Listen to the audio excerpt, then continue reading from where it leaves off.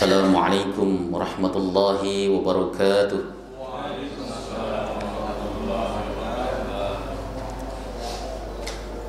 Alhamdulillahilladzi hadana lihada wa ma kunna linahtadiya laula an hadana Allah.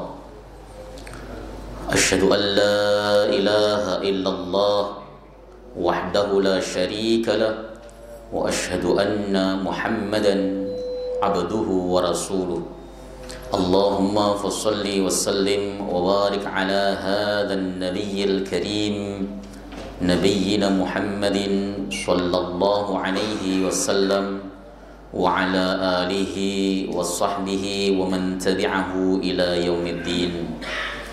Amma ba'du fa ya ibadallah ittaqullah lianna Allah ta'ala yaqulu fi kitabihil karim wa huwa asdaqul qailin ya ayyuhalladzina amanu ittaqullaha haqqa tuqatih wa la tamutunna illa wa antum muslimun. Fa inna ahsanal hadits kitabullah wa khairal hadyi hadyu Muhammadin wa syarrul umur muhdatsatuha wa kullu muhdatsatin bid'ah wa kullu bid'atin dhalalah. Alhamdulillah, segala puji bagi Allah Subhanahu wa taala, Tuhan semesta alam yang telah memberikan kita nikmatul iman wal Islam wa sihhatil badan, sehingga pada pagi hari ini di syahrul Ramadan al-Mubarak kita bisa kembali melaksanakan ibadah salat subuh berjamaah, disambung dengan halaqah sejenak dalam rangka membahas agamanya Allah Subhanahu wa taala. Mudah-mudahan segala aktivitas kebaikan yang kita lakukan diterima oleh Allah Subhanahu wa taala, sehingga menjadi asbab kita diampuni dosa-dosa kita oleh Allah Subhanahu wa taala. Shalawat dan salam mudah-mudahan terus tercurah ke pangkuan Rasulullah Muhammad sallallahu alaihi wasallam beserta seluruh keluarga beliau, sahabat, kerabat dan pengikutnya, serta kita semuanya umat beliau, umat dakwah ijabah yang selalu istiqamah konsisten dalam menjalankan dan mengerjakan sunnah-sunnahnya hingga akhir masa nanti. Jamaah sekalian, pada pagi hari ini saya akan mengambil tema interaksi yang benar terhadap Al-Quran. Saya menggunakan kitab rujukan At-Tibyan fi Ulumil Quran karangan Syekh Ali As-Sabuni. Mudah-mudahan kajian ini memotivasi kita, memantik semangat kita untuk lebih intens berinteraksi dengan Al-Quran. Sebab kita tahu bahwa bulan Ramadan itu dikenal dengan sebutan Syahrul Quran, bulan Quran. Kenapa demikian? Ya karena Al-Quran turun di bulan Ramadan sebagaimana firman Allah Subhanahu wa taala, Syahrul Ramadan alladzi unzila fihi al-Quran hudan lin-nasi wa bayyinatin minal huda wal furqan. Bulan Ramadan adalah bulan yang Al-Quran diturunkan di dalamnya. Apa fungsinya? Hudan linnas, sebagai petunjuk bagi manusia, wa bayyinatin minal huda, dan sebagai penjelas bagi petunjuk itu sendiri, wal furqan, dan pembeda antara kebenaran dan kebatilan. Al-Quran tidak akan pernah bisa menjadi petunjuk hidup kita. Al-Quran tidak akan pernah menjadi pembeda antara kebenaran dan kebatilan kalau kita interaksinya keliru, kalau kita hanya sekedar membaca teksnya tetapi tidak sampai ke dalam lautan maknanya. Maka sebuah kritikan dituliskan dalam sini, di dalam kitab ini, wa innahu laminal mu'sif ayyaktafiyal muslimuna minal Qur'an bi alfadhin yaruddu dunaha. Sesungguhnya termasuk dari bagian atau sesuatu hal yang disesali, sangat disayangkan sekali, kaum muslimin saat ini merasa cukup mengambil lafaz-lafaznya Quran semata. Merasa cukup apabila dia sudah bisa membaca Al-Quran dengan tajwid, dengan baik, wa anghamin yulahinunaha, dan dengan nagom-nagom, dengan lagu-lagu yang ia bisa lantunkan. Bisa baca Quran dengan nagam bayati, ya jiharkah, nahawan, rash dan sebagainya, merasa cukup. Bukan tidak bagus, itu bagus, boleh bagus. Karena belajar Al-Qur'an itu ya adalah sesuatu hal yang mulia, ibadah. Bahkan di dalam kitab Irsyadul Ibad ila Sabilir Rasyad karangan Al-Imam siapa itu pengarang kitab Fathul Mu'in, kok lupa. Ya Allah, Syekh Abdul Aziz Al-Malibari. Beliau mengatakan Imam Ahmad itu pernah suatu hari bermimpi bertemu Nabi, bertemu Allah Subhanahu wa taala. Imam Ahmad bertanya, "Ya Rabbi, kaifa yataqarrabu bikal muqarrabun?" Tuhan, bagaimana orang-orang muqarrabun, orang-orang yang dekat kepada Engkau itu mendekat? Allah menjawab biqiraatil Quran, dengan membaca Quran. Kemudian disambung bifahmin au bighairi fahmin, dengan memahami maknanya ataukah tidak. Beliau menjawab bifahmin au bighairi fahmin, faham atau tidak sama. Quran itu ibadah, bisa menghantarkan pembacanya dekat kepada Allah Subhanahu wa taala. Jadi belajar membaca Al-Qur'an itu baik, itu ibadah. Tidak kita pungkiri, tapi merasa puas, merasa cukup hanya pada level membaca, itu kurang, saudara. Membaca Quran itu tingkatannya beda-beda. Level dasar kita belajar bisa membaca Quran dengan baik, tapi kita harus masuk kepada level berikutnya dengan memahami maknanya. Ya, jangan hanya sekedar membaca. Dan Quran lebih tragisnya lagi dibaca fil ma'tam wal maqabir wa inda ikhtifalatir rasmiyah. Dibaca di jamuan-jamuan makan, kita ngadain pesta makan apa dan sebagainya, lalu kemudian dibacakan Quran di sana, dibaca di kuburan-kuburan, dibaca di haflah-haflah, peringatan-peringatan rutin tahunan seperti harlahnya partai, harlahnya ormas, harlahnya masjid, harlahnya yayasan, peletakan batu pertama, Quran dibacakan di sana. Ya. Thumma la yakunu lil Qur'ani nasibun minhum illa tarda bis sama'i aw at-tabarruki bit tilawah. Kemudian tidak ada bagian sedikit pun daripada Al-Qur'an kecuali hanya sekedar memuaskan pendengaran dan juga keberkahan bacaannya saja. Bukan tidak boleh ketika kita mengadakan harlah, misalnya harlah organisasi, dibacakan Quran di tengah, pada saat itu barokah turun. Kenapa? Keberkahan tilawah. Ketika Al-Quran dibacakan, maka rahmat Allah Subhanahu wa taala akan turun. Itu jelas. Ya, pada saat kita ada acara kegiatan lalu dibacakan Quran, barokah akan turun. Iya. Wong Allah mengatakan dalam Al-Quran, wa idza quri'al Quran fastami'u lahu wa ansitu la'allakum turhamun.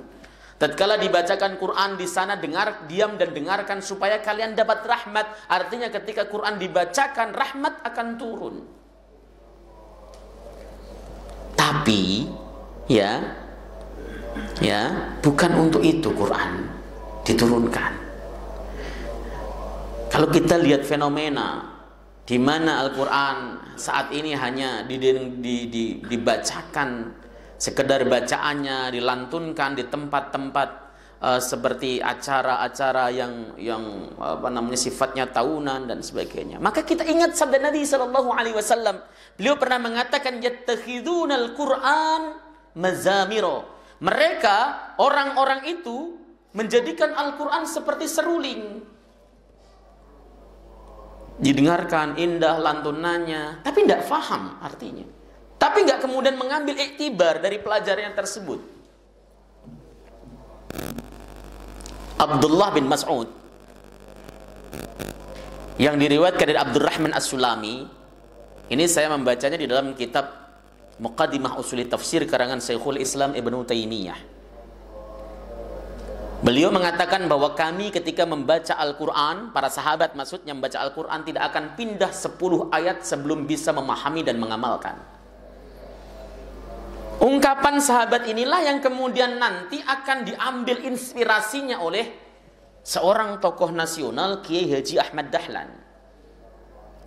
Kan masyhur ceritanya bahwa pada suatu hari ketika beliau sedang mengajarkan murid-muridnya surat Al-Ma'un, Ara'aita alladhi yukadzibu bid-din fadzalika alladhi yad'ul yatim wa la yahuddu 'ala ta'amil miskin fawailul lil musallin alladhina hum 'an salatihim sahun alladhina hum yura'una wa yamna'una al-ma'un.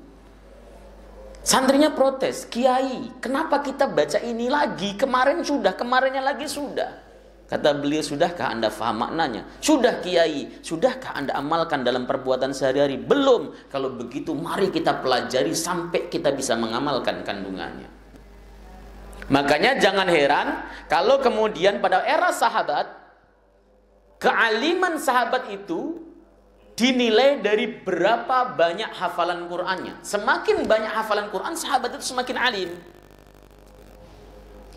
Ya. Zaman sekarang tidak, banyak penghafal Quran 30 juz bahkan, tetapi tidak tahu makna yang ada di dalam kandungannya. Hanya sekedar menghafal. Bukan tidak baik, sekali lagi ini bukan kritikan. Bukan tidak baik, baik.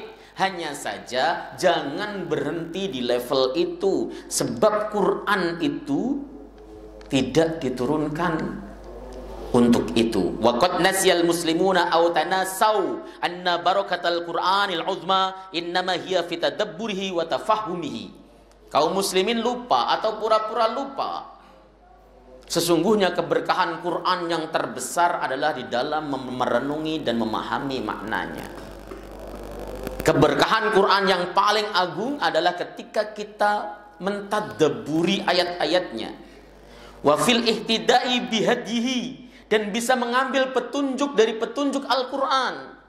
Ketika Al-Quran misalnya bercerita tentang hukum waris, kita bisa mengambil petunjuk darinya. Ketika Al-Quran bercerita tentang wasiat, kita bisa mengambil hidayah darinya. Kemudian juga kita bisa mengambil faidah, istifadah terhadap kisah-kisah yang ada di dalam Al-Quran. Misalnya, di dalam Al-Quran menceritakan tentang bagaimana rakusnya Bani Israel. Kurang apa sih Bani Israel? Bani Israel itu adalah kaum yang dimuliakan oleh Allah pada masa itu.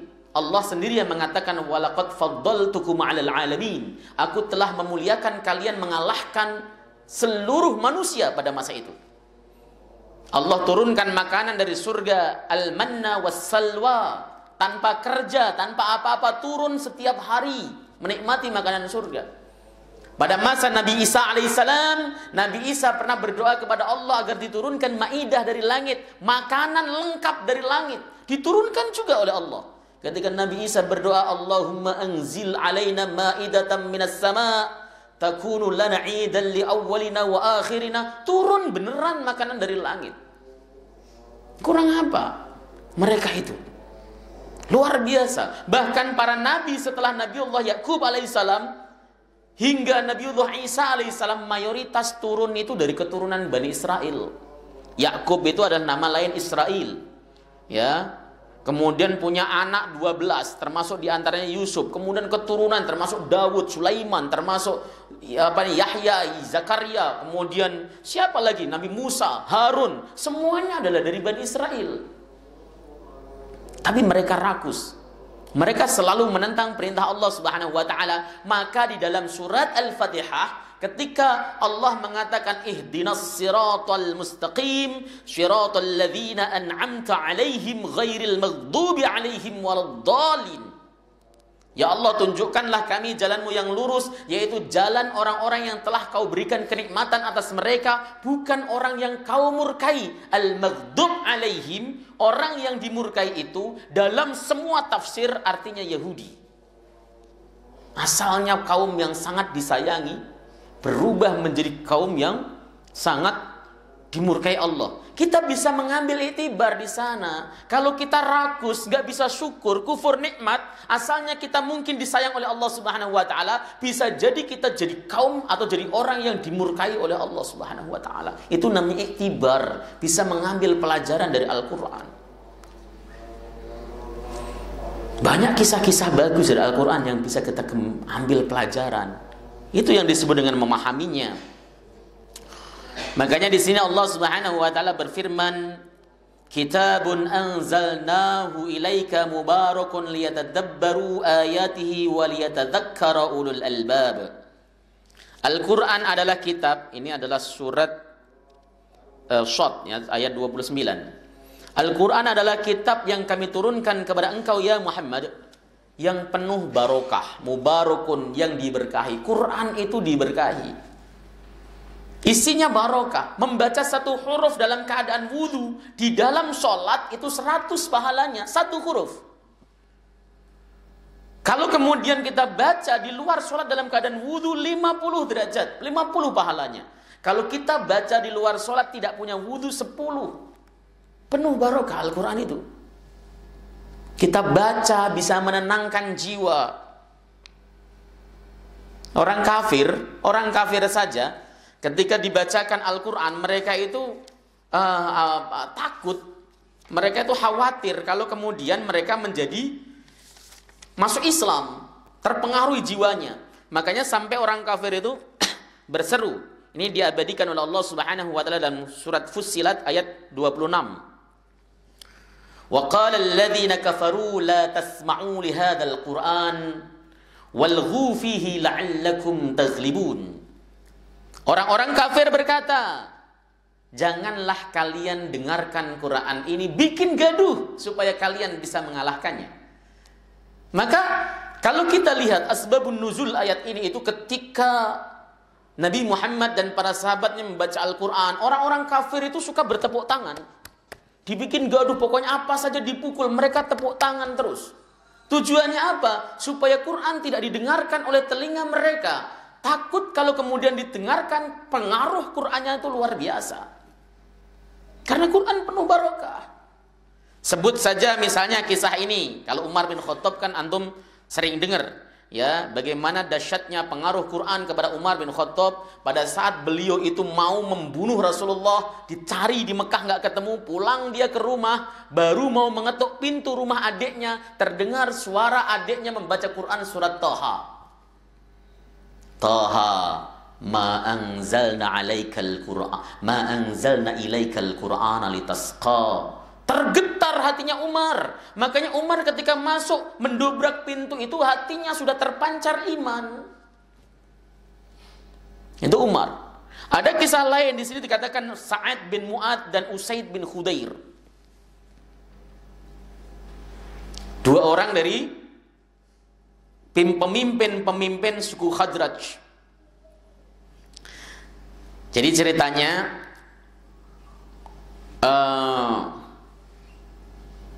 dia dan Usaid bin Khudair kan memang pemimpin dari suku Khazraj. Itu suku di Madinah yang pada waktu itu selalu berperang dengan suku Aus. Pada waktu itu Nabi SAW kan mengutus delegasi da'i yang sangat masyhur dan terkenal, namanya Mus'ab bin Umair, untuk dakwah di Yathrib, mengenalkan Islam di sana. Yang pertama kali nentang ya Sa'ad bin Mu'ad dan Usaid bin Khudair. Kemudian Usaid menyuruh kepada Sa'ad Sa'ad bin Mu'ad menyuruh Usaid bin Khudair. Usaid bin Khudair itu seorang sahabat Nabi. Nanti ketika masuk Islam, seorang sahabat Nabi yang diterangkan dalam Sahih Muslim, kalau baca Quran seluruh alam raya itu hening.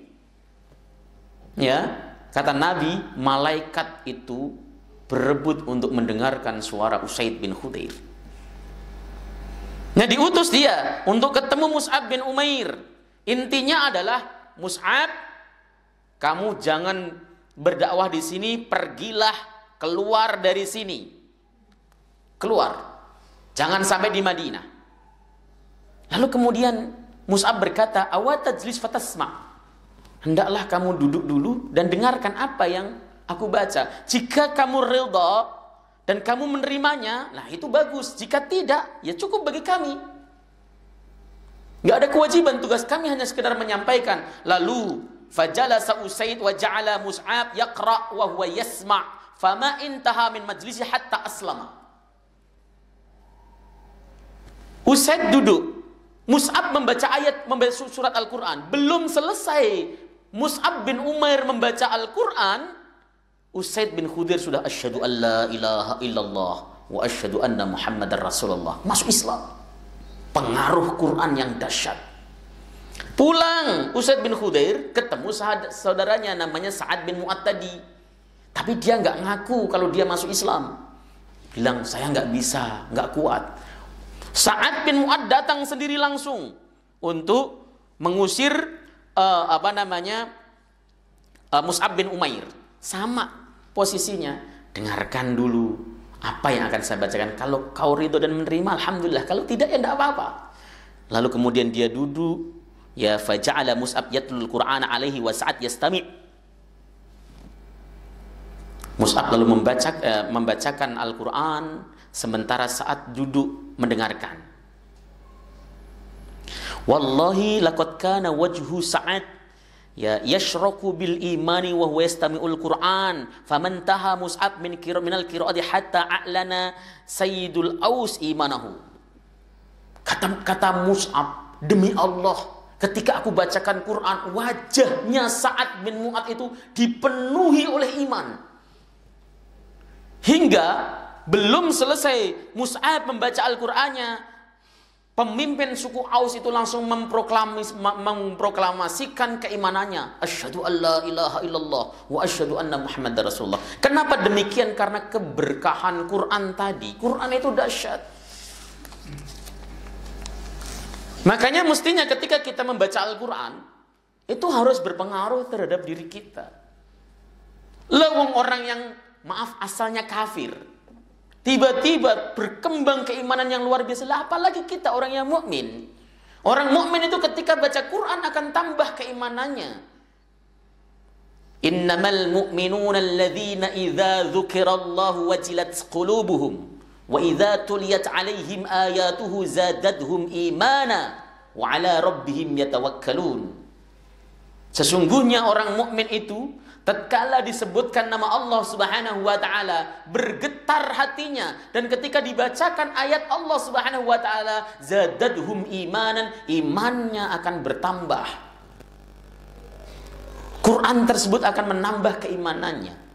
Itu namanya kitab yang penuh barokah, Al-Quran itu. Ya, nah tujuannya liyatadabbaru ayatihi, supaya mereka semua merenungi ayat-ayatnya, menghayati ayat-ayatnya, kemudian memikirkan ayat-ayatnya dengan baik satu persatu. Kita baca, kita renungi. Pak, zaman sekarang itu apa sih yang nggak mudah?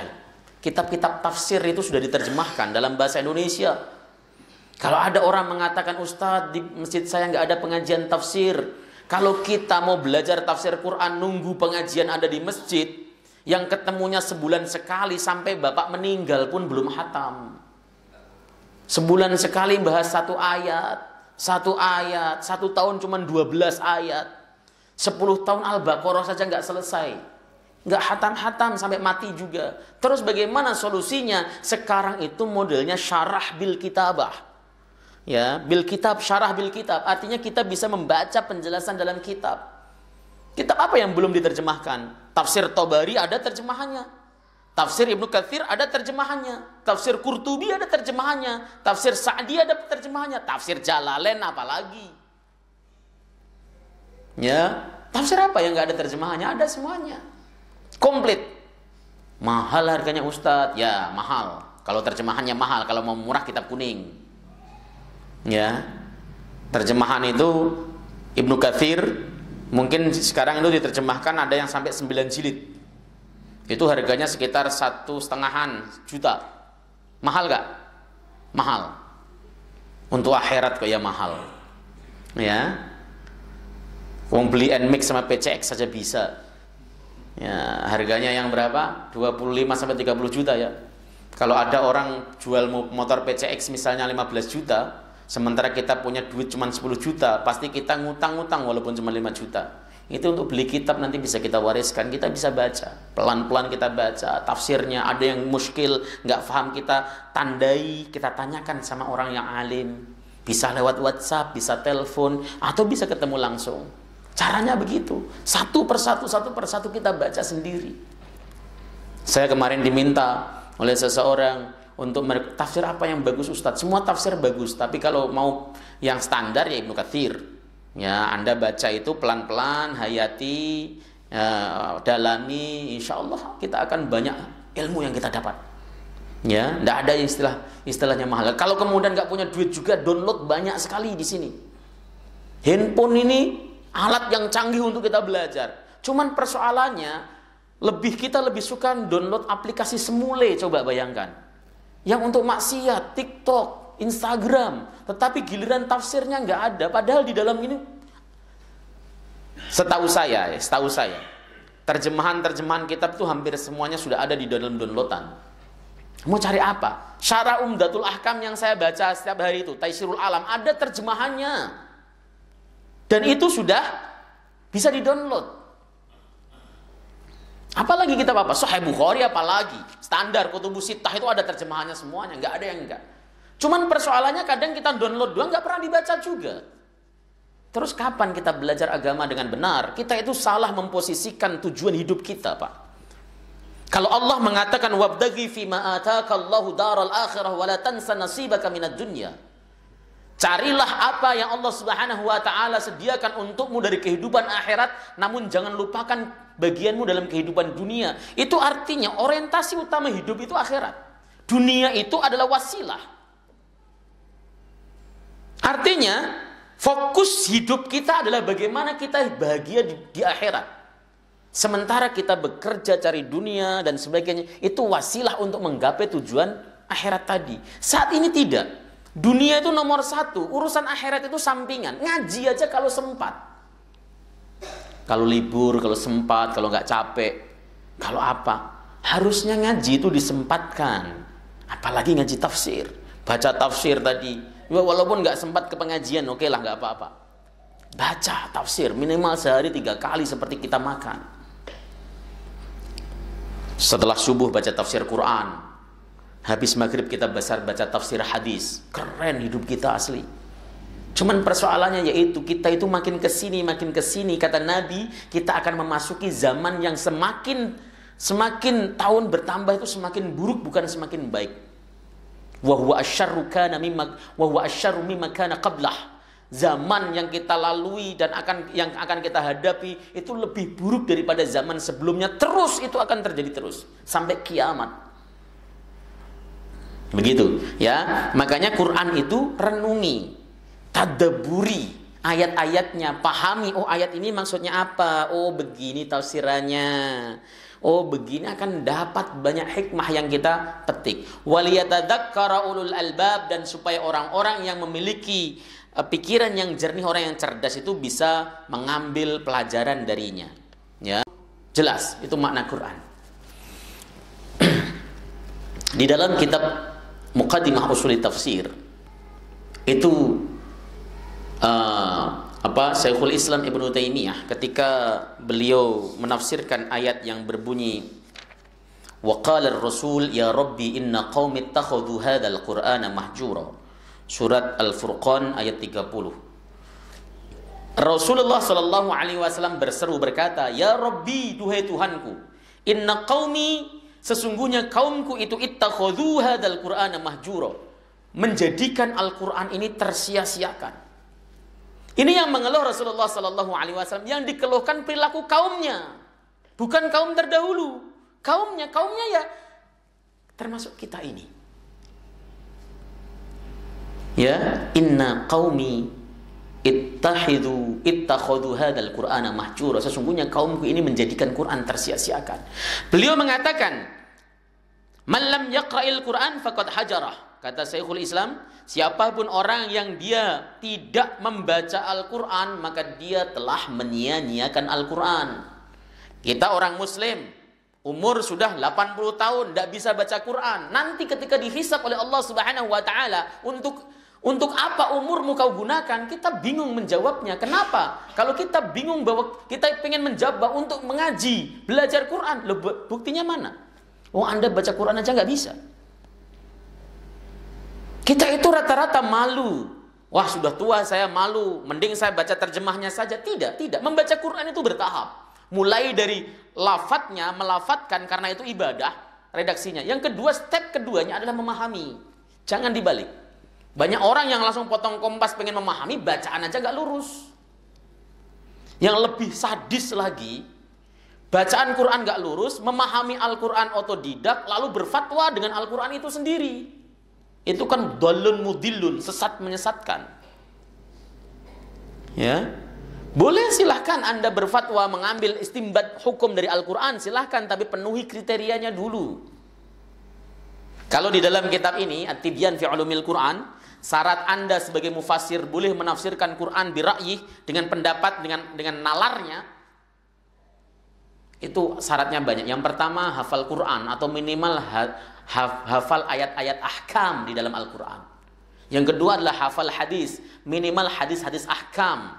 Kalau Imam Ahmad, fatwanya 400.000 hadis. Boro-boro 400.000, 40 hadis arba'in saja nggak hafal-hafal kita. Nggak serius. Ya. Kemudian faham gharaibul alfat fil Quran, lafaz-lafaz gharib dalam Al-Quran, mengerti usul tafsir, usul hadis, usul fikih, ngerti nahwu saraf, qawaidul lughatil arabiyah, nahwu, saraf, badi, balaghah, ma'ani, bayan.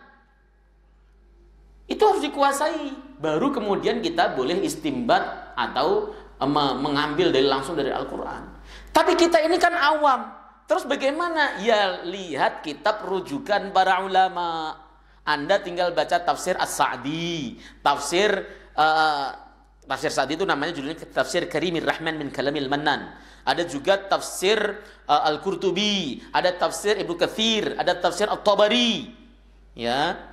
Ada tafsir Ar-Razi. Tafsir banyak sekali di dunia ini. Ruhul Ma'ani, ya banyak sekali. Kalau yang yang terjemahan juga banyak sekali. Tinggal kita mau apa tidak, persoalannya itu. Ya. Nah, kalau ada orang yang dia tidak membaca Al-Quran, maka dia disebut menyia-nyiakan Al-Quran. Itu pertama. Kata Syekhul Islam Ibnu Taimiyah, "Wa man qara'al Qur'ana wa lam yatadabbar ma'aniyah faqad hajarah." Siapapun orang yang telah membaca Quran dan tidak merenungi maknanya, maka dia telah menyia-nyiakan Quran. Berarti kalau sudah level membaca, kita harus ke level selanjutnya, yaitu level memahami maknanya, belajar tafsir. Jujur Pak, ayo kita jujur, tafsir Al-Fatihah saja kita belum pernah hafal. Bukan hafal, hatam belum pernah. Tafsir Juz Amma, Juz 30 juga belum pernah hatam. Apalagi tafsir Al-Baqarah yang jumlahnya hampir 3 juz, ya. Kenapa? Di sini ada pengajian tafsir, saya tahu. Cuman persoalannya ya kajian tahunan, ya dari dulu kala ya belum pernah hatam, jangankan hatam seperempat dari belum ada. Itu pun yang ngaji juga sedikit. Ya, coba kalau ngajinya kayak sholat Jumat, orang-orang pada hebat-hebat itu, insya Allah akhlaknya. Baik. Jadi merenungi maknanya itu penting. Yang ketiga, ini yang paling tinggi dan menjadikan kita masuk ke dalam kelompok ini adalah man qara'ah wa tadabbarah wa lam ya'mal bima fihi faqad hajarah. Siapapun orangnya yang membaca Quran, merenungi maknanya tapi tidak beramal, tidak mengamalkan kandungannya, maka dia telah menyia-nyiakan Al-Quran. Kita sudah ngaji Quran, bacaan kita bagus, bukan hanya qiraat Hafs an Asim, bukan hanya itu saja, tapi kita bisa baca qiraat Warash, qiraat Susi, qiraat Imam Khalad, ya, Imam Kumbul, ya, Imam Ibnu Katsir dan sebagainya. Kita baca qiraatul sab'ah, bahkan qiraatul asarah. Bisa. Kita paham tafsirnya, kita ngerti tafsir At-Tabari, tafsir-tafsir apa, kita ngerti semuanya termasuk tafsir-tafsir kontemporer. Ya, kita paham, kita baca, tapi walam ya'mal bima fihi, tapi tidak mengamalkan kandungannya, ya kita termasuk menyia-nyiakan Al-Quran. Ini beratnya. Maka berinteraksi yang benar terhadap Al-Quran itu, ya ayolah, jangan hanya berhenti membaca saja. Jangan hanya sekedar kita pengen melafadzkan yang indah. Bukan tidak boleh, boleh. Dan memang membaca Quran itu dianjurkan untuk dihiasi dengan suara yang bagus. Ya, coba ada orang yang suaranya bagus baca Quran, kita dengerin saja terhanyut seneng. Ya memang begitu. Tapi jangan berhenti di level itu, karena Quran itu tujuan diturunkannya adalah untuk menjadi petunjuk kita. Sekali lagi, menjadi petunjuk kita. Saya rasa begitulah, tidak usah panjang-panjang. Kalau panjang-panjang nanti bosen. Ya, ini kitab bagus. Kayaknya sudah ada terjemahnya, kayaknya hampir semua kitab itu sebenarnya sudah ada terjemahnya sebenarnya. Antum saja yang kemudian nggak mau nyari, harus nyari. Kalau memang nggak punya duit, ya misalnya duitnya untuk kebutuhan lain, bapak banyak duit tapi untuk kebutuhan lain misalnya bisa download. Tapi lebih enak dengan buku, saya rasa lebih enak, lebih nyaman bacanya. Kita juga bisa berikan suatu saat untuk anak kita, ya, untuk memotivasi anak kita. Saya rasa begitu. Ada muskil yang ingin ditanyakan, silakan. Nggak ada, alhamdulillah. Ustaz. Mbak, silakan. Sebentar lagi mungkin sudah mulai masuk periode iktikaf, Ustaz, ya. Nah, biasanya pada periode iktikaf itu kan orang mengisi malamnya dengan ada tilawah Al-Quran. Nah, itu batasannya sampai di mana, Ustaz, ya? Yang ketika kita membaca dengan suara jahar itu, Ustaz, itu yang ideal itu seperti apa, Ustaz? Ketika forumnya ada forum ramai seperti itu, Ustaz. Iya, baik. Kita iktikaf membaca Quran dengan? Enggak, maksudnya ini kan kadang kebanyakan ada yang suaranya kencang. Baik. Nah, itu tuh yang ketika forumnya sudah forum ramai itu. Nah, baik. Membaca Quran aslinya, ya, hukum asalnya membaca Quran dengan suara jahar itu sunnah aslinya. Kenapa? Karena menjadikan orang lain bisa mendapatkan manfaat dari bacaannya. Coba kalau kita baca jahar, ada orang di belakangnya dengerin, itu dapat pahala. Wong Allah yang mengatakan tadi, wa idza quri'al Qur'an fastami'u lahu wa ansitu la'allakum turhamun.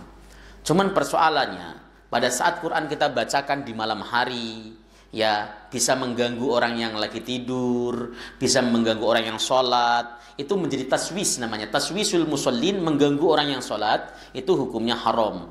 Padahal masjid itu memang tempat untuk orang sholat, ya. Kemudian mengganggu idzaun naimin, mengganggu orang yang tidur. Misalnya kita baca Quran malam-malam, ya bagus pakai speaker keras, tapi udah jam 11 malam saatnya orang tidur terganggu, itu bisa haram.